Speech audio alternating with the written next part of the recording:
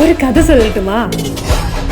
സ്വന്തം നാട്ടിൽ സംസ്ഥാനത്തെ റെക്കോർഡ് ഭൂരിപക്ഷത്തിന് പഞ്ചായത്തിലേക്ക് തിരഞ്ഞെടുക്കപ്പെട്ട ഒരു ചെറുപ്പക്കാരൻ. പിന്നീട് അയാൾ ജില്ലാ പഞ്ചായത്തിലേക്കും തിരഞ്ഞെടുക്കപ്പെട്ടു. നാട് അതുവരെ കാണാത്ത പലതും അന്ന് അയാൾ വിഭാവനം ചെയ്തു. 2021 ആ ചെറുപ്പക്കാരൻ പെരിന്തൽമണ്ണയുടെ പ്രതിനിധിയായി തിരഞ്ഞെടുക്കപ്പെട്ടു. പിന്നീട് നടന്നത് ചരിത്രമല്ലാതെ മറ്റെന്താണ്? റോഡും പാലവും കെട്ടിട സമുച്ചയങ്ങളും മറ്റെല്ലാരെയും പോലെ അയാളും പണിതുയർത്തി. എന്നാൽ മറ്റു ചിലതെല്ലാം അയാളുടെ മനസ്സിലുണ്ടായിരുന്നു. പടിപടിയായി ഇന്ന് അതെല്ലാം യാഥാർത്ഥ്യമായിരിക്കുന്നു.